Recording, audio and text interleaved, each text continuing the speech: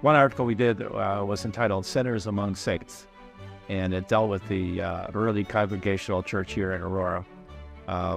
In 1804, Joseph Badger was the first itinerary minister that actually traveled out into the wilderness of the Western Reserve, and he would go from community to community. And there was only 1804 about 15 people living here in Aurora, and so those 15 people gathered together out at the Sheldon homestead, and Badger spoke to them.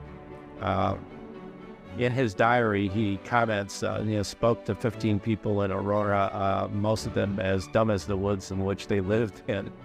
So he was concerned about their fidelity to the Lord and their keeping and so forth. But in 1809, just 5 years later, that the church in Aurora came into being with the Congregational church when 12 people met at the home of John Singletary and organized the first church. They began meeting in different members' homes period of time until 1911 when they constructed the first brick church here in Aurora, which existed until 1870 when the current church in Aurora, the historical part of the structure, was built, because the old one was falling down because our founding fathers once again thought they could do it themselves and had copied a church over at the campus of Western Reserve School and came back to Aurora. They made their own bricks, and that was the big problem. They didn't let the bricks cure properly.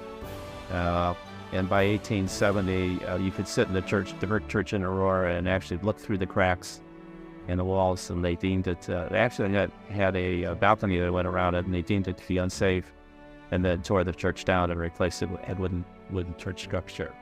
But the Congregational church, the congregation runs the church. They are make up the rules and regulations and then enforce them. And as you go through the early church archives, there are many examples of how the church took it upon themselves to control the behavior, especially the moral behavior of its members. And actually, one of the founding couples was Ebenezer and Levy Sheldon. And lo and behold, in the church records, they were the first two that are actually called before the church for immoral behavior. Ebenezer was accused of drinking the spirits to excess, and Levy was accused of saying some disparaging things about a neighbor. She had called, I think, a neighbor a cheat. And those are the things you do not do as members of the Congregational church. Well, the practice was that you were investigated by the elders. They would look into the supposed crimes that you had committed. The elders would report back to the congregation, and you would be called before the congregation, where you would have to stand before them and confess your sins, and more importantly, pledge an oath by oath that you will continue to follow God's teachings and not repeat your sins. And depending on how sincere you were with your confession and oath of allegiance, you would either be suspended for a period of time or not punished at all, or you could be excommunicated from the church, depending on the severity of your crimes, supposedly. In 1819, one woman, Harriet Singletary, was temporarily suspended from church service.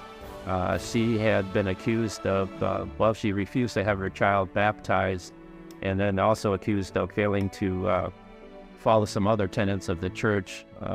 She was suspended, or technically excommunicated from the church in 1819 and 1824.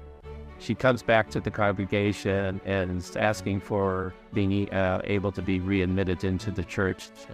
Church does another investigation, and she's allowed to rejoin the church.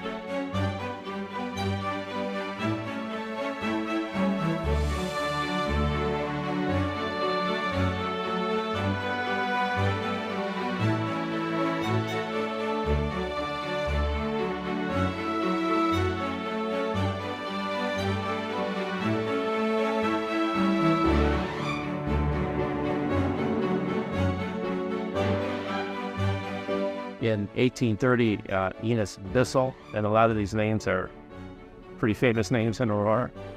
That road's named after it. Enos Bissell was accused of not following church doctrines, and his was a pretty serious case because he believed two things. One, he didn't believe in election.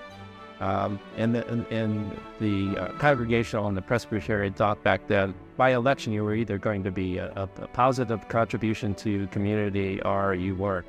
And if he did not believe that, he did not believe that God had already preordained what you were going to be.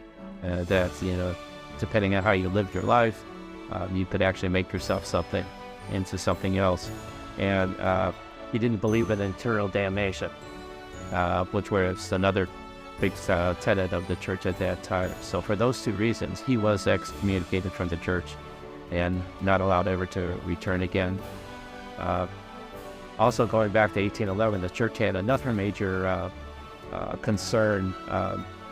While the original brick church was being built, the town hall, which sits to the south of the current church in Aurora, there was a log cabin that was the original town hall, which later was replaced with a board structure. But while the church in Aurora was being built, town hall was being used for a church. And on July 4th, one of the congregants had a 4th of July party in town hall, where there was dancing and drinking going on. Two big no-nos in the Congregational church. So the church, the congregation was real in a quandary for a long period of time, debating on whether or not they could still meet in the town hall because it had been defiled.